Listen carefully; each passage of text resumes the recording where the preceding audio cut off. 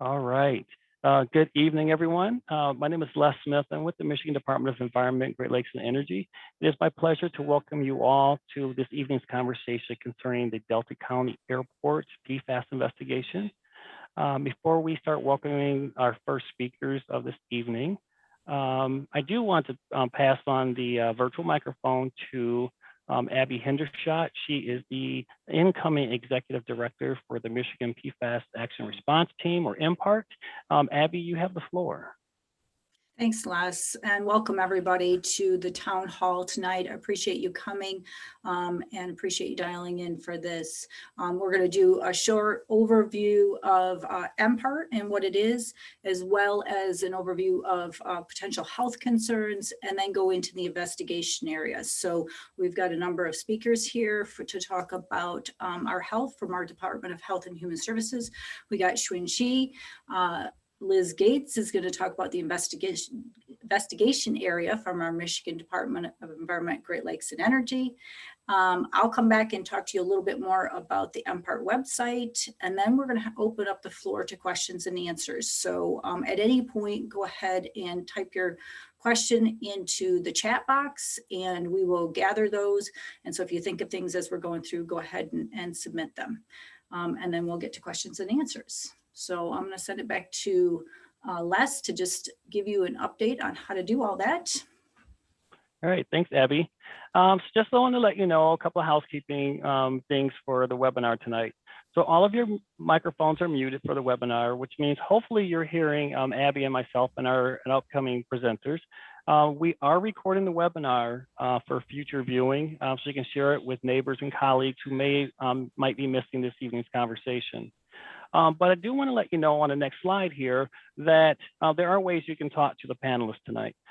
First, if you locate the Q&A box and located at the bottom of your screen in the control panel there, you can type in a question or two for tonight's panelists. And you can do that at any time during the webinar conversation tonight. Also, when we get to the question and answer portion of tonight's meeting, we will provide an opportunity if you would like to raise your hand electronically. You can click the raise your hand icon at the bottom of the screen. And myself and my colleague, Jim Ostrowski, is working behind the scenes here. So we'll be monitoring for raised hands and for questions in the question and answer box. And for the last item here, we have a phone option for individuals that are on the phone. And tonight we have two. For our panelists, we do have two individuals on the phone. So for those of you that are on the phone who would like to raise your hand electronically, you can push the pound key followed by the number 2 to raise your hand. So I know that was a lot here about the Q&A and about raising your hand electronically if you're watching it here, or using the pound and the 2 keys for those that are on the phone. And I'll go over these again when we get to the question and answer session later in our conversation. And with that, Abby, we'll take it away for the rest of the presentation. All right. Thanks, Les. Appreciate it. So I just want to talk to you a little bit about PFAS and MPART. And so MPART stands for the Michigan PFAS Action Response Team. It is a collection of agencies across the state government that were combined as part of an executive order in 2017 and then again in 2019 that really allows us to do a multi-agency approach for PFAS, because this is a fairly unique contaminant in that we need this coordination. And so having that level of cooperation among all the different levels of government helps us really implement different levels of strategies and investigations, and in this case, responses. So next slide, please. So what is PFAS? PFAS really talks about and represents, and you'll hear people say PFOS and PFAS. When I say PFAS, that means the per and polyfluoroalkyl substances that make up the whole family of PFAS compounds. We know there's at least 5,000, probably more per and polyfluoroalkyl substances out there. The reason that we like them so much is just because of the strong carbon-fluorine bond. They make great, they're very highly stable, they're surfactants, they repel the water and oil and fats, and grease. And so industry started using this in late 1940s. It started as a Teflon product, a waterproofing product, and has really gone into our other industries as well. You'll see from the next slide, please. Oops, one more slide for me. Thank you. So as I said, PFAS is used in a lot of different industries, across all of our industries. And so we've got Gore-Tex clothes, we've got electronics that hit PFAS. We know that it's in the aqueous film forming foam you'll talk about, which is part of the reason we're here tonight, is AFFF for firefighting foam has been pretty important and life-saving in a lot of cases, but it does lead to some contamination. Next slide. So what's the main concern though? What are we really talking about when we talk about PFAS? PFAS spreads easily and it can spread over a large area. It doesn't break down. So it's not going to biodegrade. You're not going to wash it down and let it get into your septic tank because it's not going to degrade with natural microbes and biological activity. It is a bioaccumulative, which means that if the fish start ingesting water that has PFAS in it, the fish start accumulating the PFAS. And if we eat the fish, then it gets into our body. So it can bioaccumulate as it works its way through the food chain. Some of the PFAS we know already, although very few of them have actually been studied much, we know some of them already have health effects that can link to long-term consequences. But generally what we need is more information. And we also need a national standard for this stuff. Right now, we don't have any federal standards for any of the PFAS. Michigan does have some standards. So can you go to the next slide for me? The other thing that's really important to understand is because the stuff doesn't break down, because it's bioaccumulative, once it gets into the environment, it doesn't come back out very easily. So you may have an industry represented here by, PFAS producing industry that may have something in their process that uses PFAS. And they may inadvertently or knowingly, discharge it to your wastewater treatment plant or end up discharging it to a stream, have a release to groundwater. Historically, people were never looking for these things, so they didn't know that they were actually discharging. It can also, if it's a dust molecule, can actually be transported through the air. And so we have some concerns and some studies going on with that. But we have this whole cycle of PFAS that gets into our different systems. And at some point you have to be able to actually physically strip it out because the wastewater treatment plants won't do that. It could get into biosolids and it can get into our drinking water, which is why we're here today. So let's go on to the next slide. So some of our investigations to date have included doing widespread statewide monitoring of our fish, some of our surface waters. We've taken foam samples and we've gone out and tested a lot of the wastewater treatment plants across the state to really get a broad survey of information to know what kind of PFAS levels are out there. And so we have some, and you'll hear about it today, about some safe fish advisories, guidelines that are out there for PFOS for some of our rivers downstate. But this has all been really important information, and you'll find all this information on the MPART website. So let's go to the next slide. So Michigan does have drinking water standards. There are 2,700 public water supplies that are regulated in the state and are subject to what we call the Safe Drinking Water Act. So you have Michigan standards for these different compounds, 7 different compounds, whereas the EPA is making recommendations for just 2. So this is a big difference between what Michigan's been able to do versus our federal partners at the national level. So this really sets us aside, and it's been really driving our efforts to investigate and understand how PFAS has come into our, entered our ecosystem, where it's at currently, and how it's affecting public health. So let's go to the next slide. So in addition, in August of 2020, two PFO, the PFNA, PFHXS, we've taken the PFOA and the PFOS down to 8 parts per trillion and 16 parts per trillion for those compounds. So prior to that, we had a 70 parts per trillion combined, and now we're down to 8 and 16 as of August. And then in December, we went down to, got the additional 5 compounds to also be introduced and accepted as groundwater cleanup so that we can actually regulate these compounds in our state. And so we've got these cleanup criteria that are currently enforceable, and we can ask parties to investigate and clean up to these levels. So this makes us very unique across the country. Next slide. So while we've been doing all this investigation, we now have 157 sites that, this one says 156, I think we're at 157 sites that actually exceed those criteria. So those 7 criteria up there, most of them are going to exceed for PFOS or PFOA, but all of these different sites, all these dots on here are being investigated for PFAS, one of the PFAS.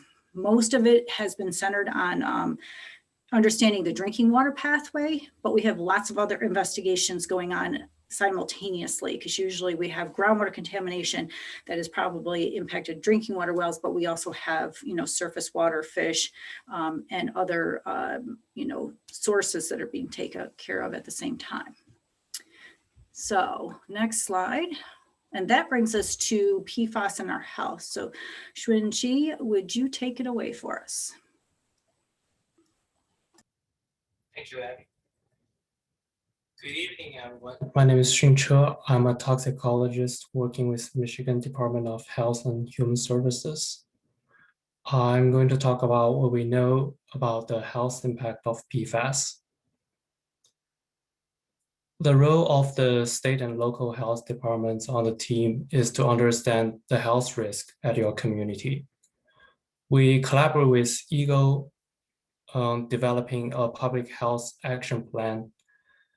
As EGLE is the lead of the site investigation, we use the environmental data they collect to evaluate the public health risk and recommend public health actions. Next slide, please. People can be exposed to PFAS chemicals in many different ways. At most of our PFAS sites, we found that the most significant exposure route is through the drinking water. That is why we're interested in figuring out whether the PFAS chemicals are in your residential wells. PFAS also bioaccumulates in fish tissues. At MDHHS, we have an Eat Safe Fish guideline that tells you how much fish you can eat based on where the fish is harvested. The other exposure pathways include swallowing contaminated soil or dust, eating food packaged in PFAS materials, and using certain consumer products. PFAS absorption through the skin is typically not a concern as relative to the other exposure pathways, because PFAS is not easily absorbed through the skin. Next slide, please.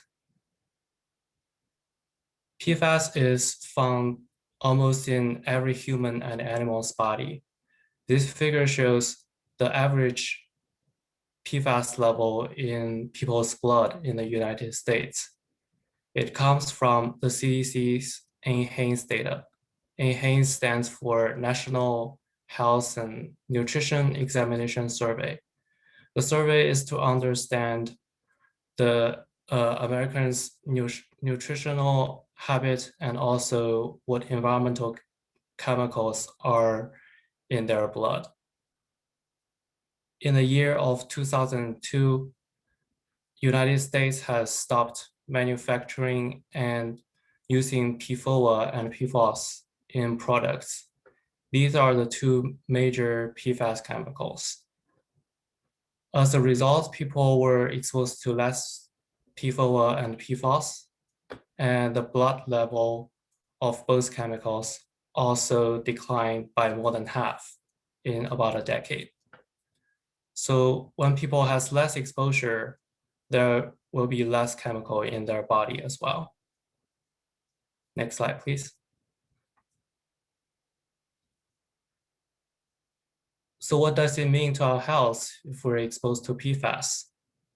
The health effect does not occur immediately. If you drink water that has high level of PFOA and PFOS, over time, you're more likely than average person to develop some health problems. The health effect is not absolute, it's a risk. So the health effect associated with PFOA and PFOS exposure include reduced fertility, high blood pressure during pregnancy, decrease of birth weight, higher cholesterol. Next slide, please. Thyroid disease, liver damage, and decreased immune response to vaccines. Exposure to PFOA is also found to be associated with higher chance to develop kidney and testicular cancers. Next slide, please. So how do we evaluate the well sampling data? Our public health assessment in communities are based on multiple lines of consideration. I will explain each of them. Next slide, please. So first, we compare individual results with MDHHS comparison values. The comparison values are the lower of the two sets of guidelines, which are our public health drinking water screening level and MPART's maximum contaminant level. Both guidelines are health-based screening levels that were set to protect everyone's health, including fetuses and breastfed babies, who are the most at risk. Next slide, please. Here's a table that shows the comparison values that we have for 7 different PFAS chemicals. Next slide, please.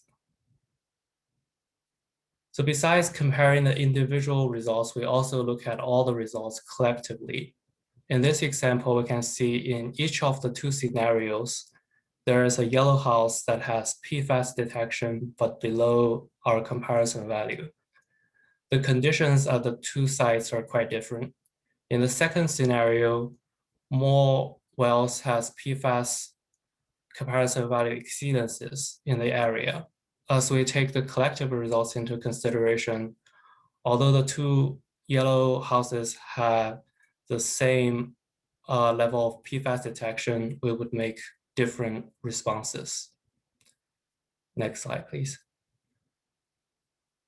The other site-specific factors we would look at include whether there's a known source of PFAS, the depth of the well, the soil formation, and also the plume extent, both vertically and horizontally. With that, I'll turn the meeting to Liz. Thank you, Xuan. Okay, so good evening, everybody. My name is Elizabeth Gates. I'm a geologist and project manager for EGLE out of the Marquette District Office. I'm going to be talking to you today about the phase 1 site investigation that took place at the Delta County Airport, and I'll also go over some supplemental data that was collected regarding PFAS in the surrounding Escanaba area. So here we have an aerial view of the Delta County Airport, where it's at. I'm sure most of the people on the call are familiar with where the airport is located, but please note the proximity to the city of Escanaba and Portage Bay to the airport.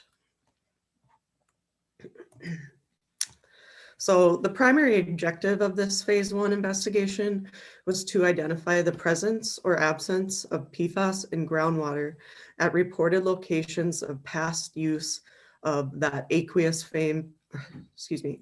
film forming foam, which I'm going to say AFFF from now on just because it's easier to say. So airport personnel reported that this AFFF was used at 2 locations on the site. The first one we're going to call the AFFF training area. This is where aircraft rescue and firefighting personnel historically had released AFFF.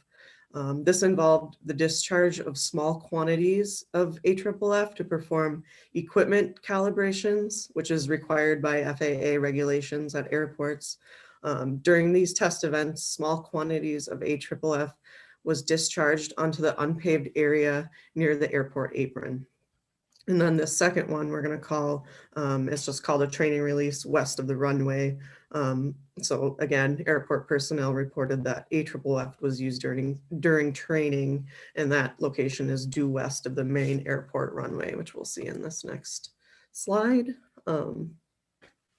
Okay, so Delta County Airport contractors collected groundwater samples from 5 locations on the property, represented by the red dots, focusing on those locations that we talked about in the previous slide.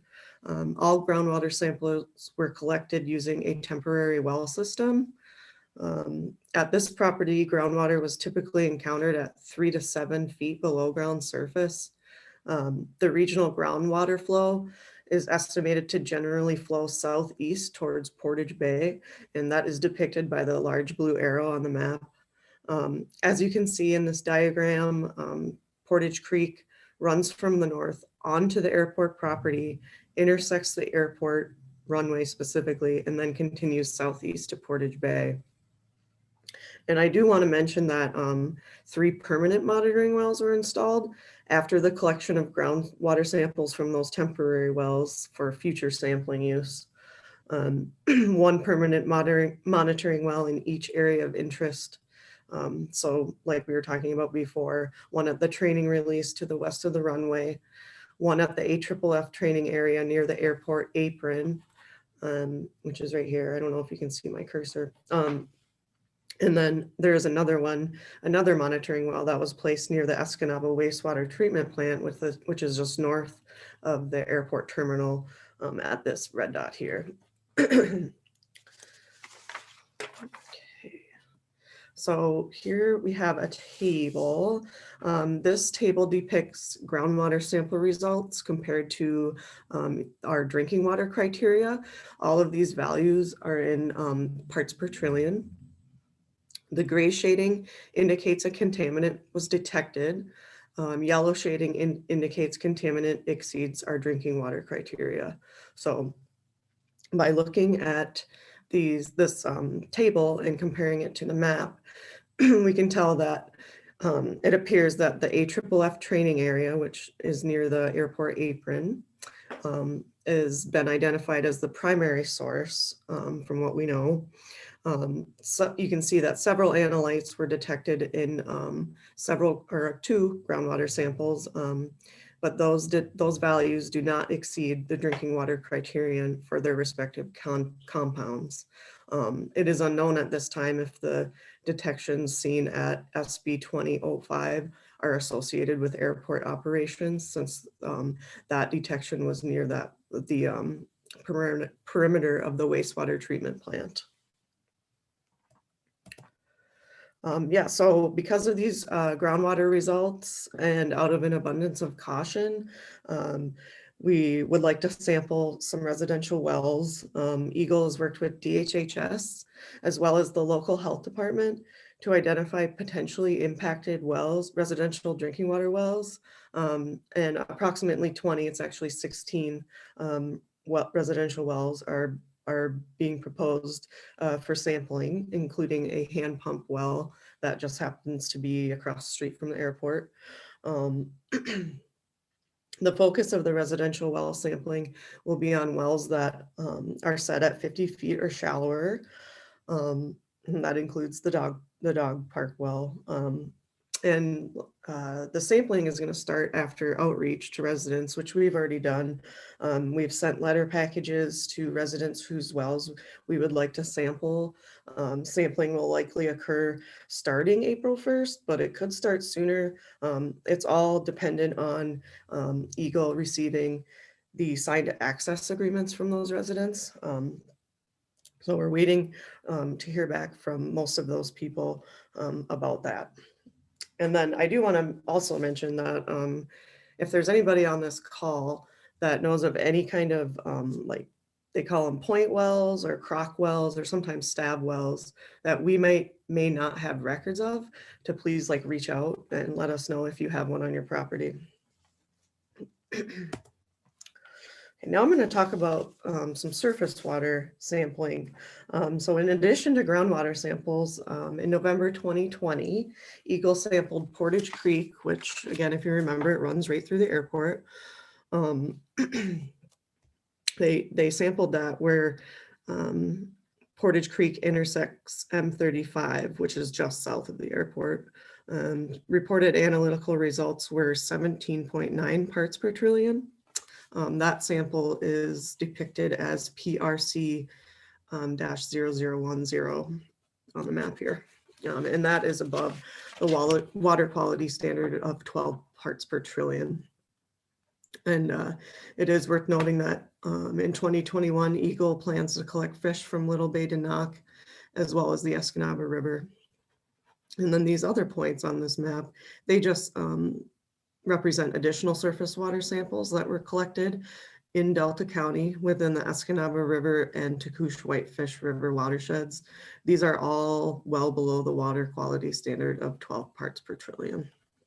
And then my final slide is the Escanaba municipal water sampling. So the Escanaba City municipal water is on a quarterly monitoring schedule, and they will be until they can remain consistently below the maximum concentration levels for 4 quarters. So the first quarter was, I believe, October 26, 2020. That sample counted as the first quarter. So now they only have 3 more to do to be consistently below those maximum concentration levels. And it's worth noting raw water was non-detect during all sample events except for October 26, 2020, when it was not tested. So that's all the data that I have to share at this point. So I am going to hand the microphone back over to Abby.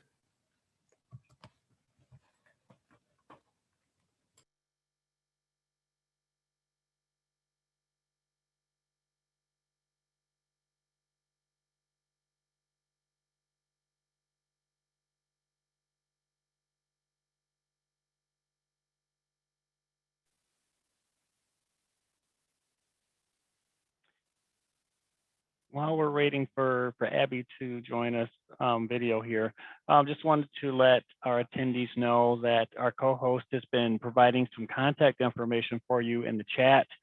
So if you take a look in that chat box, you should see some information about the airport PFAS site investigation website. We have website information there. You also have the Eagle site lead, which is Elizabeth Getz.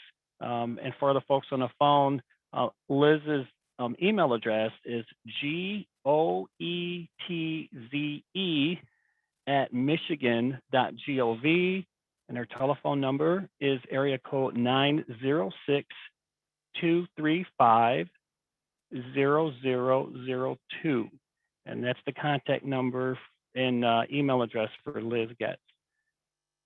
Also, our co-host has provided some information about PFAS and your health, which was part of Schwinn's presentation earlier. So take a look in the chat for that list of websites and contact information. And Abby, if you're ready. Hey, Les, want to let you know, Yeah. It looks like Abby is not on. Okay, So all right. I'll try to get a hold of her and see, make sure she get back on. Okay, thank you, Jim. Yep. While we're waiting for Abby to come on, I think this would be a good time to start checking on Liz, if you get advanced to the housekeeping slide, I think it's the next 2 slides up.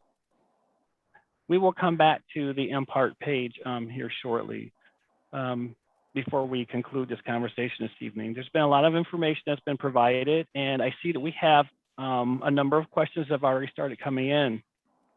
For those of you who have questions about what you've heard this evening, feel free to type your questions in the Q&A box, or you may electronically raise your hand. And again, just a reminder to our we have two callers on the phone, excuse me. You can select the pound and the number 2 key. Again, that's pound and the number 2 to electronically raise your hand as well.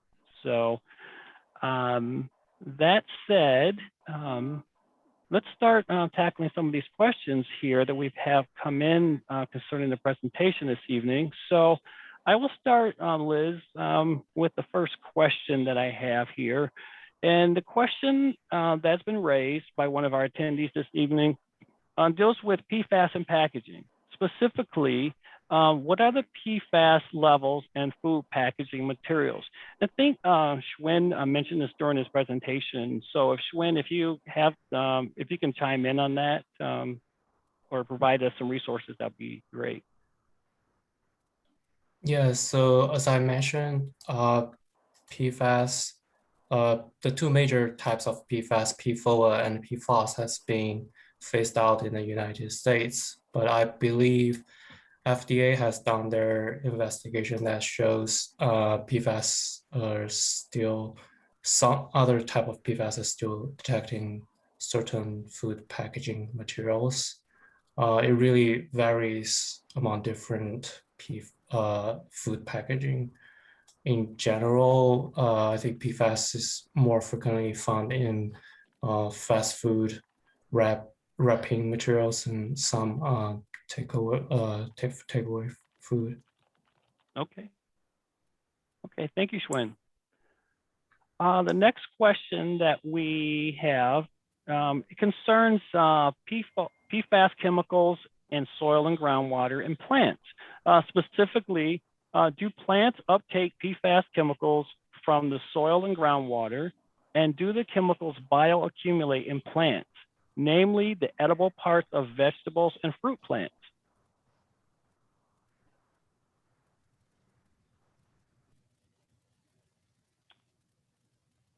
One of our... Hi, Les. Hi. This is Bill Farrell. I'm a Hi, Bill. toxicologist with MDHHS, and I can take that question. To answer your question directly, their studies do show that these PFAS chemicals are taken up by plants. And they've done studies where they've analyzed plants and they found levels of PFAS chemicals in plants. It's one of the things that we're still trying to understand. So there's a lot of work that's going on to understand what that risk is. But to answer the question, yes, plants do uptake PFAS. As far as the specific areas of the plant that take up PFAS, that's still, work is still being done to understand that. In some particular plants, maybe the PFAS may not get to the edible portion, but in others it may.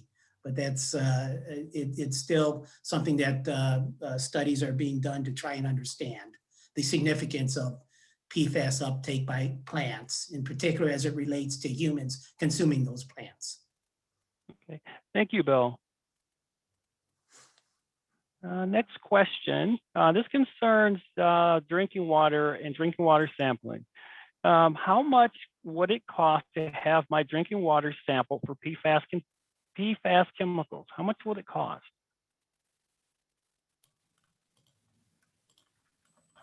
Hi, I can answer that, I think. This first round is going to be completely funded by us, Eagle. So if you're on this list, it will be of no cost to you. Okay, thanks, Liz. I'll add in to what Liz says. If you have a desire, you're not in this particular sample area, but you have a desire to test your well, you can go onto the MPART website, and there is a link for testing your own well. We have the EGLE, Department of Environment, Great Lakes and Energy's drinking water lab will send you a home testing kit, and you can do it yourself. I believe the cost is $275. Don't quote me. I think it's right around there. All right. Hey, thanks, Abby. Next question. Okay, so has the soil been tested or just the groundwater at the airport? I can answer that one too. So there was some soil testing done, and it did find PFAS and PFOS in that soil. So it is there in the soil. I can't really comment on the concentrations at this point because we're more focused on the groundwater for this. But Okay. All right. Thanks, Liz. Mhm. Liz, there's another question here. There's an attendee on who would like to know how to find out how deep their well is. That information I believe is available from your local health department. Yeah, using Well Logic, they should be able to tell you. I think that would be the easiest way. Okay. All right. Thank you, Liz. If it's older well, they may have some trouble digging up the records, but start with the local health department to find out, and just know that if it's a stab well, less than 20 feet, or if it's an older well where you think it's been there for 50 or more years, they may not have those records. But definitely reach out to either Liz or to the health department to get more information. So the caller, the question we just read might be from the caller here, so has a hand raised. So I'm going to unmute the phone here. Oh, hands down. So okay, all right. The next question is for wells that come back significantly higher after testing, what funding mechanisms, if any, are set for drilling new, deeper wells and abandonment of old wells or extending of municipal water systems?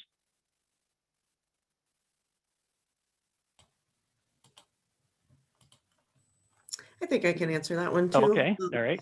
So we will provide a different drinking water source if that is necessary, whether that is, bottled water or filters in your homes, or yeah, even potentially extending the municipal water system to Ford River Township. Okay. Hey, Liz, why don't you just hang out with me for a little bit, because we have several questions. I think it might be you. So the next question is, if high levels are detected in our drinking water well, how will we resolve the problem? Okay, so kind of like the last question, the first thing we're gonna do is get you a new drinking water source. That's the first thing we're gonna do. And yeah, like I said, it'll be either bottled water, filters, or even extending that municipal system. Of course, that would take some time. So 2 of the previous would probably be the best in that moment. I don't know if Abby has anything to add, but. I'll add on a little bit more. Yeah, we usually look at these as short-term and long-term options. Short-term options are just what Liz says. We'll look at providing a point of use filter, providing bottled water, whatever is necessary to get enough time. We need to buy some time basically so that the investigation can happen and that the airport can investigate offsite to understand what's the full extent of the contamination. So additional information is necessary to really understand that. And you can't design a long-term remedy for the groundwater contamination until you understand that. So these would be short-term actions. so that they can better understand what the long-term necessary action is for the whole area. Or, it might come up that there's only a house or two or no houses, or there may be many houses, but we have to allow that time to happen. And so that, obviously we'll work with the airport to make it happen as quickly as possible. And Liz, I don't know if you've got any more information you want to add anything onto that, but we really look at this as two phases, as a short-term response versus a long-term, formal remedy for the situation. Okay, thank you, Liz and Abby, for that answer. The next question from one of our attendees is concerned with PFAS mitigation. And the question's focused, is PFAS mitigation focused more on containment, removal, or treatment? That's a great question. And it would probably be all of the above, right? PFAS mitigation can't start until you understand the full extent of the contamination. In some cases, removal might be very expensive or near impossible. Containment of a source is always one of those options that we look at, but you got to understand how big your source area is or if it's feasible. And then treatment, yes, is possible.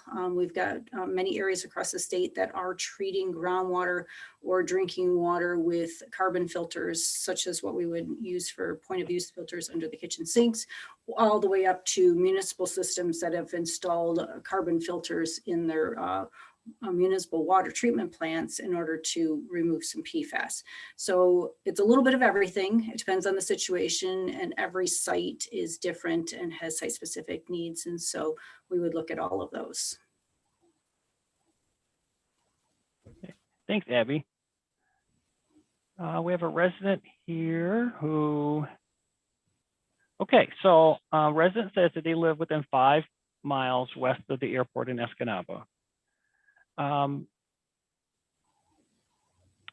They live half mile from the Ford River. They want to know if they should be worried about PFAS flowing from upstream in other sites, and if so, how would I? I'm sorry. And if so, I would like to get my well tested. And if so, you're more than welcome to test my well. So I guess being 5 miles from the airport, I think the risk is pretty low. I don't know if Ford River has been sampled for PFAS yet.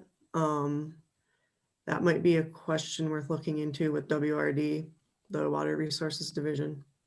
But as far as the contamination at the airport, I don't know if it would travel that far. I'm going to say no. No, it would have to come from another source, right, Liz? You'd have to, if she was at any risk, it would have to be from some other potential PFAS user or, incidental discharge of PFAS, AFFF or something like that. But there would be no way 5 miles upstream that we would look for contamination from the airport up there. Yeah, which at this point, I don't believe there's any identified PFAS sources in Ford River Township, other than, Delta County Airport, I think is still considered the city of Escanaba, but it butts up with Ford River Township. So Okay. Just something to add. Okay. All right. Thank you, Liz and Abby. Mhm. Next question. Was any baseline sampling, or has any baseline sampling been completed in the area for background levels of, are there background levels of PFAS? There are some studies going on right now across the state to try to determine if we have and I won't say background, because background it really implies a naturally occurring metal or something like that. And that's naturally occurring in our environment. What we really mean by background is something that is been put there by man, either through atmospheric deposition or some other kind of transport, but is come to lie in an area we wouldn't think that would normally be have PFAS. We are doing some of that testing to kind of get an idea across the state, sampling some wooded areas and non-urban areas just to see. But true baseline testing, we would assume most of the state would be non-detect. And we do have non-detect in both groundwater and soils, but we're really, I think it's just a handful of samples, and it's not enough to really make any kind of conclusive arguments about background levels. So at this point, stay tuned. We'll probably have that data in another year. All right, thanks, Abby. This next question deals with groundwater flow. An attendee is concerned about southeast drainage or the groundwater flow direction estimated, wants to know if the groundwater flow is estimated or geologically determined by the underlying rock. So there's a multiple part question. Yeah, so it definitely is an educated guess at this point. As we get further into the investigation, we will have a more solid groundwater flow direction based on geologic evidence. So this is just taking, our educated guess is taking into account Portage Creek running through the airport and then discharging into Portage Bay. Typically, groundwater will flow in that direction, but yeah, once we get further into the investigation, we will know a lot more. Okay, all right. Thanks, Liz. And the requester goes on to be concerned about whether the flow is southeast or south-southeast, and would like to know if a deeper well would be necessary if the groundwater flow is in those directions. I'm not sure I know the answer to that.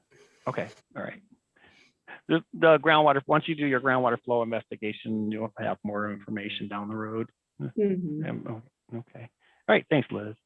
The next question is, what are the newly installed wells along M35 perimeter on the east side being used for?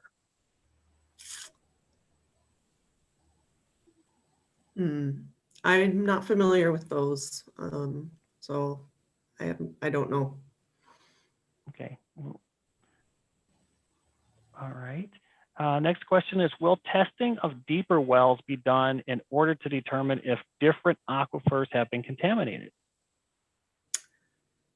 Yes, I believe in the future, the investigation does call for deeper aquifer testing.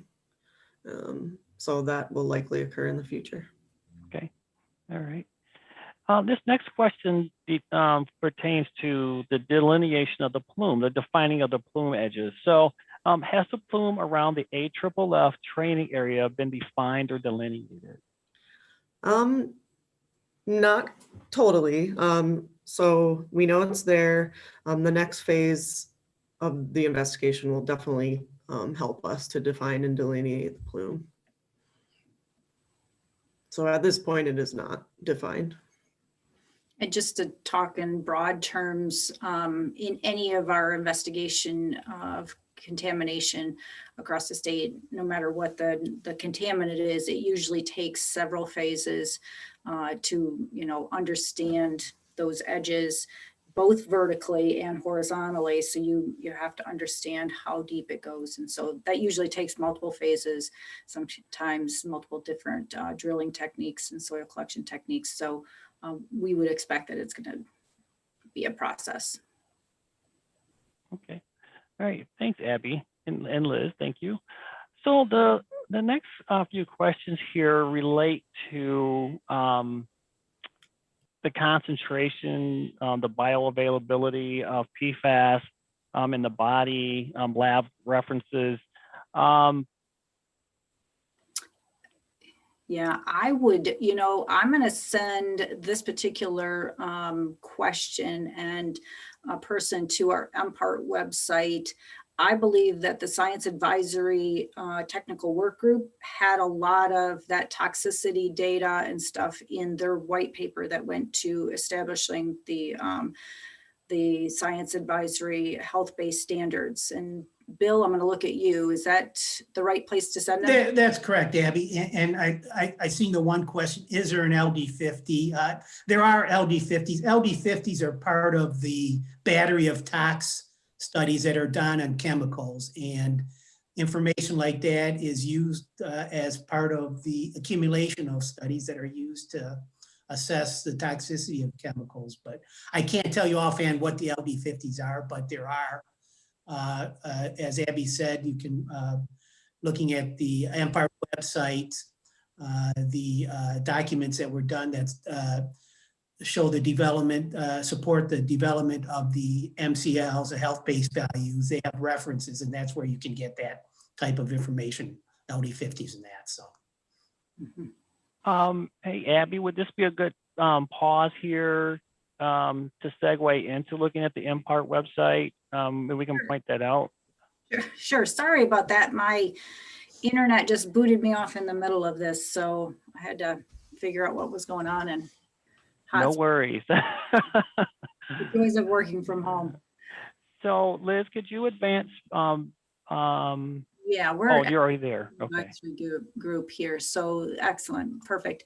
So yeah, one of the things that I really wanted to be able to share with you is this is a collection in our MPART. You know, we've got the different agencies that we're collaborating with, but we have also established a citizens advisory work group. And so we've got citizens from across the state, all of whom have been impacted by PFAS in some way.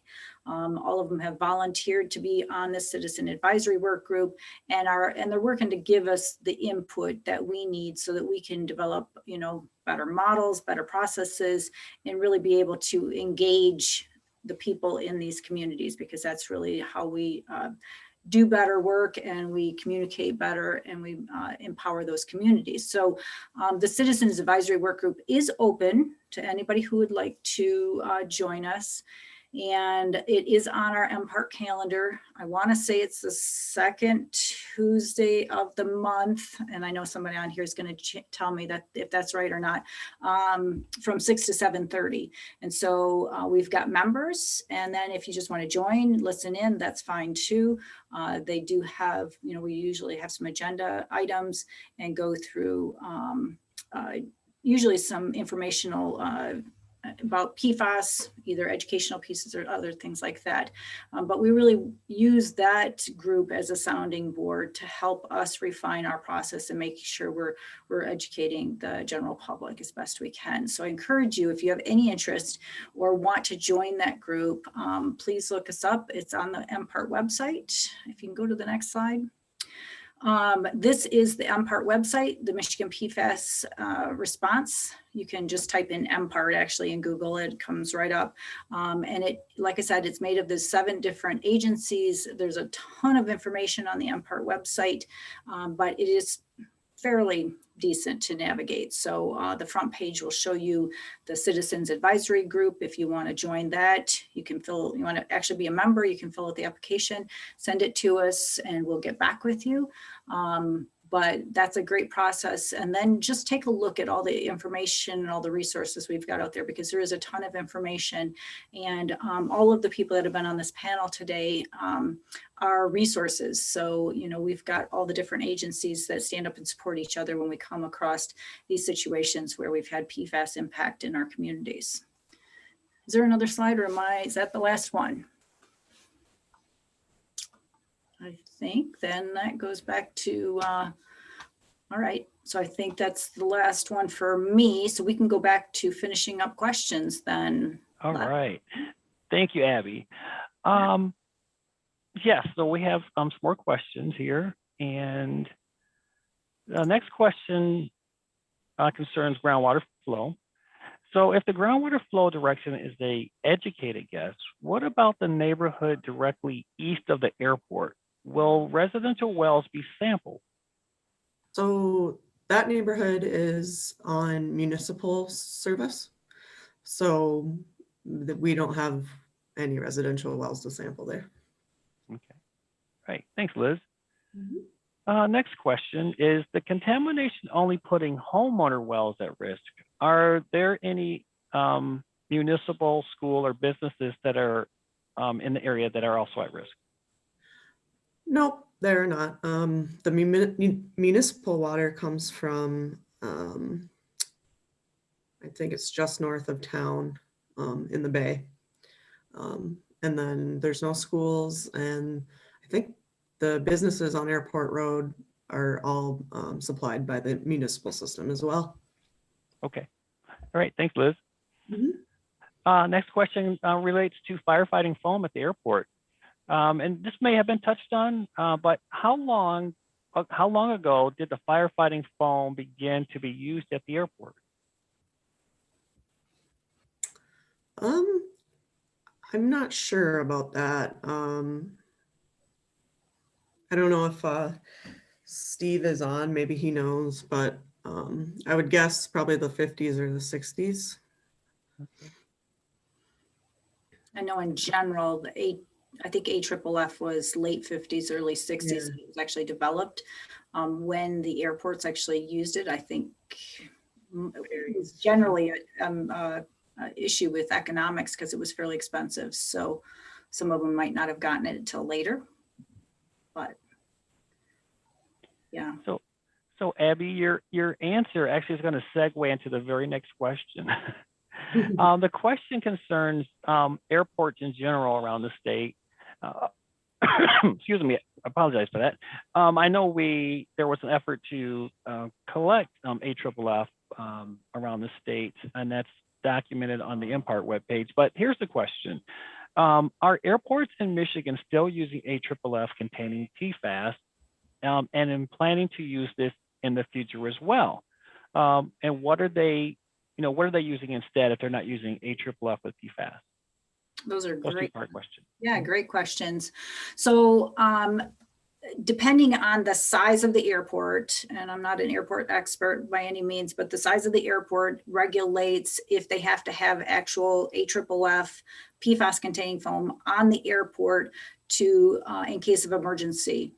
Because if you have an airplane go down right now, the PFAS foam is going to put that fire out in 3 minutes. So if you've got a plane that's fully loaded with people and it's on fire, you want that plane out in 3 minutes flat. They don't have good technology yet to replace that PFAS foam. So what they're doing is they're no longer training with it. They're no longer, they're trying to minimize the discharges. They do have to monthly test their nozzles and be trained for the firefighting on the airports. So they do that in a contained structure vehicle. They've got to actually do that kind of training now so that the PFAS isn't accidentally discharged onto the ground like that was, what used to happen. And so in the future, I think that this is going to be an exploding issue across the nation. So I really expect in the next couple of years, we will come up with some sort of an alternative to the PFAS foam. And at this point, I don't, that's again, something that's being studied heavily.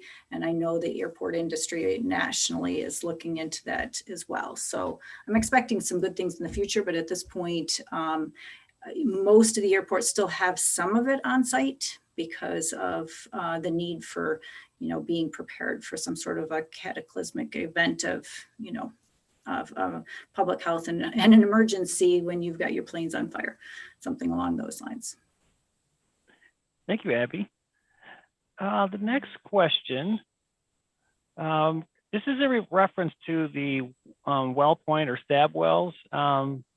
Liz, you mentioned this a little bit during your presentation. Referring to the groundwater flow direction and the residents east of the airport, will point or stab wells be sampled? Yeah, so we're really interested in knowing where those are. So if you know or have one, if you know of one or if you have one, please reach out and let us know because we're very interested in knowing where those are. So. And And those, Liz, I'm sorry, go ahead. no, I just want to follow up. Then Liz, you could make arrangements to get those tested as well. Yep. Okay. Very cool. All right. Well, I did have a hand raised and now the hand is gone. Next question. I think there are questions that we have remaining were related to, I think these were being referred, the requester to the MPART page to look at these analytical, analytical information. Yeah, I think the asking about what reference standard they're using for performing the testing for drinking water, and at this point we're still using the EPA 537.1, I want to say. They've got a couple different versions now, but I want to say that it's in line with EPA standards for those for drinking water. Okay. So at this particular moment, we don't have any new questions coming in. And while we're waiting for more questions to come in, I would like to remind our attendees who are still with us. We had at one point over 30 attendees, either on the phone and the remaining watching by computer. So I'll just give you an idea of sense of how many people we had on the meeting tonight.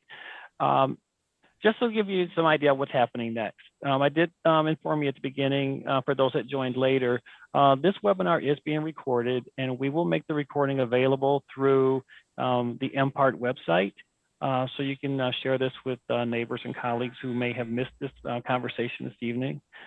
We did provide Liz's contact information in the chat, if you haven't checked that out yet.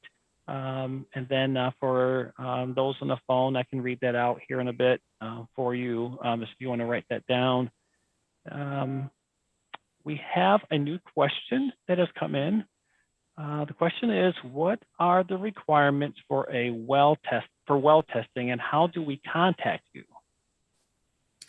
Okay, so yeah, so I wouldn't really call them requirements, but we're focusing on the wells that are 50 feet or shallower and in that kind of zone of concern. If you remember my slide, it had the like the shaded red circle, and that's again based off of the groundwater flow direction. So we want to focus on those first, but of course you can reach out to me, let me know what you're thinking of.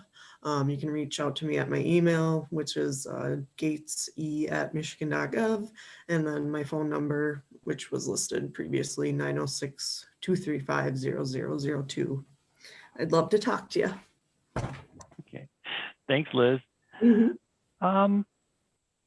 Presently, we don't have any new questions other than one you just responded to.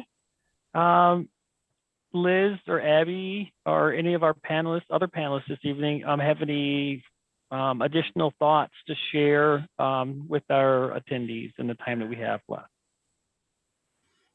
I would just say that if you live in this area and you know your neighbors well, go out, talk to them, give them Liz's number and contact information, because we do want to be able to canvass as many people. Even if their well is too deep, at least they've made contact and they know that she's already screened them out because their well is too deep.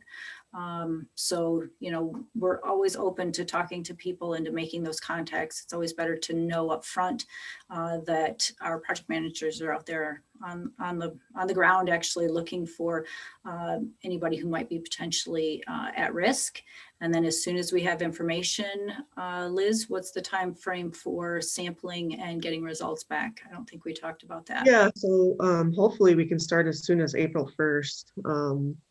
And possibly sooner. Like I said, it's all dependent on getting those access agreements back, and then hopefully getting a quick turnaround time on those results, so we can share that information as soon as possible. Okay. Abby and Liz, a question about PFAS and fire departments. Do local fire departments use PFAS foam or just airport? They do. Some of the local smaller fire departments don't have the PFAS foam. Some of the bigger municipalities might still have some. The collection of the PFAS foam that we did around the state picked up, I don't even want to guess. I think it's 50,000 gallons, but Amy's going to text me and tell me if that's right. Picked up a lot of AFFF foam from around the state in a collection effort to try to get it out of the back rooms of the fire departments. For the most part, what you see on house fires and other kinds of things is a non-PFAS based foam. So Class A foam usually does not have PFAS in it, and that's what they use for the normal type of stuff. If you have a hot fire where you have a car fire or you have a plane on fire, that's where you would need something, a petroleum-based fire, you would need that Class B foam, the AFFF foam, to actually put out the fire and keep it out. Otherwise, what happens is the foam goes onto the flame and it actually suffocates it. So it creates a blanket across this so that the oxygen is gone and then the fire is put out. But if the film starts breaking up, then that oxygen comes back and then you start getting eruptions again. So they are being instructed by the state fire marshal to use this stuff as little as possible and in only cases of where lives are at stake. And so that's kind of been their mandate from the state fire marshal. And so there are places around that still have some, but we're trying to pull back that quantity so that it's not just, a bucket of it here, because it's usually in 5-gallon buckets. So it's not a big containers, but some of the fire departments didn't even realize they had stuff left. So we've done that collection pickup. Okay, thanks, Abby. So this next question, I believe, pertains to well construction, and maybe a homeowner doesn't know the construction of their well or the depth of their well. And I know that Liz mentioned contacting the health department, but the question specifically is, when wells are tested with no known information and the well test high, will the wells be evaluated to obtain information on construction, depth, and design? And would a well driller be needed to get this information?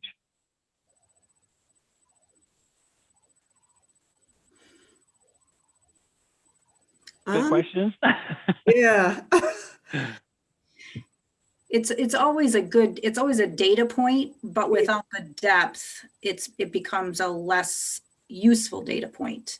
I mean, it's always good to know what's in somebody's drinking water well, but if they don't know the depth of their well and they don't know, construction isn't as much of an issue, but it's usually the depth of the well. If they don't know where their well is screened, then Liz can't put it together in the puzzle of the conceptual site model and understanding how it all connects. So that 3D, that Z component is really important, but that doesn't mean we wouldn't test your well, because if you don't know and we don't know what your well test, your depth is, then that's something that your well would need to be tested. Thank you, Abby. Was any consideration given to the depth of a well casing and not just total well depth? Again, specific is about well construction and depth. Yep. And it was, yep. Okay. Is there a cleanup protocol if there is an unforeseen incident where the AFFF foam needs to be used at the airport? And yes, the most recent legislation, and I don't remember the bill number that went through, talking about use of AFFF at airports or at any kind of fire department response. If they use a Class B AFFF foam, they have to report it to the fire marshal within 24 hours, because then it goes on to our records, and then we're able to follow up with them to make sure that cleanup, scraping up the soils, making sure the stuff didn't get into the surface water bodies can happen. So that is now in place. Okay. All right. Thanks, Abby. I'm going to tackle two questions at once on this one. This concerns PFAS and fire extinguishers and whether other countries still use PFAS. Do we have any information on that? PFAS in fire extinguishers or in other uses in other countries? That's a good question. I don't know about the PFAS in the old fire extinguishers. I'm going to pass on that one because I don't have enough. But yes, PFAS is used around the world. So there's no limit to where the contamination could be. Okay. Thanks, Abby. Next question. If there is a fire near you, if someone lives near a fire, should they be concerned to have their well tested due to a fire? Not necessarily. You can always talk to the local fire department and see if they actually used the Class A foam, which doesn't contain the PFAS contaminants, or if they were forced, for whatever reason, they had to use the Class B foam. It would really only be in the case of if them using the Class B AFFF foam that you might want to consider it. But again, it really depends on your well depth, because I know in some of the wells around here, you've got wells that are like 400 feet deep and other ones that are 50 feet deep. So a shallow well is more at risk than a deep well. Okay. I'm going to read a portion of this one here. It says, if our well water is tainted with PFAS, would it make selling the home difficult to sell? We've had that circumstance happen quite a bit around the state. I don't think it makes it impossible to sell. It really depends on the circumstances around your house as to what kind of concentrations. There are point of use filters under the kitchen sink that can take this stuff out up to 1,500 parts per trillion out of your drinking water. If you wanted, there are also whole house systems that can take PFAS out of all of your water in your house. So, it's like filtering for iron and everything else. This one's a little bit more rigorous, but it doesn't make selling your house impossible. Okay. Abby, just as a follow-up to your answer here, the point of use filters, what are we using around the state? What are we using for point of use filters? Bill, I'm going to look at you. They're Aquasana, and I'm forgetting the actual model number. Yeah, Aquasana, I believe it's 5,300. And the filters, when you look at a filter, they typically have a spec sheet, and the spec sheet tells you what impurities, contaminants the filter is designed to remove. And when you're talking about filters for PFAS, you need to keep in mind that you want to look for a filter that's certified to remove PFOA and PFOS. And again, you would be able to see that on the spec sheet for the particular filters. But the ones that we, MDHH, the local health departments provide as an interim response action is the Aquasana, and I believe it's the 5,300 model. Yeah, and Jim just posted it to the Okay. chat, so people can pick up the link to the MPART website to look at that too. Okay. Thank you, Bill, and thank you, Jim, for putting that in the chat. That is all of the questions we have at the moment. Yeah, that's all the questions that we have. That's all new questions that we have. So I think I lastly asked if anyone had any final thoughts to share before we conclude the meeting. I'll look at Liz. Okay. No, I think I'm good. Okay. But yeah, like I guess I'll say, yeah, just please reach out if you have additional questions, or you know of any of those stab wells or crock wells or anything. Okay. We have a new question about bathing in water contaminated with PFAS. Is it dangerous to bathe in PFAS contaminated water? Go ahead, Schwinn. Yes, so yeah, like I said in my presentation, absorption through the skin is relatively less as compared to the other exposure pathways. So it is generally okay to bathe in PFAS, even if there's PFAS in the water. Yeah, when we're doing investigating these sites, the exposure pathway, a major concern with respect to exposure to PFAS is drinking the water. But other household uses of the water, washing, doing laundry, bathing, and that is typically not a concern. It's just the drinking water exposure pathway that we're concerned about. Thank you, Bill. Thank you, Schwinn. What about the inhalation of the steam from a shower? Well, PFAS aren't particularly volatile. And again, when you're talking about potential risks, the risk is dependent upon the exposure. And again, I guess I would emphasize that when we're looking at these sites, drinking the water is where you get your most significant exposure. So other pathways such as inhalation and that, again, is minimal compared to drinking water. Our biggest concern is protecting against drinking water exposures. All right, thank you, Bill. Okay, again, that's all I have for new questions in the question and answer box. And I don't see, Jim, confirm with me, I don't see any new hands raised Bill? from our attendees. Okay, Bill? all right. Thanks, Jim. Okay, yeah, so just stay tuned for the video recording that will be available on the MPART page in the next few days. That'll show up for you on the website. And if we don't have any new questions, I think we'll prepare to close this out. I want to, on behalf of Eagle and MPART, to thank you all for your time, for coming to spend with us in this conversation about the Delta County Airport PFAS investigation. Please stay tuned. There'll be further updates looking at the MPART webpage about the status of the investigation and, of course, this recording. So with that, again, thank you all and have a wonderful evening. Thank you. Thank you. Thank you.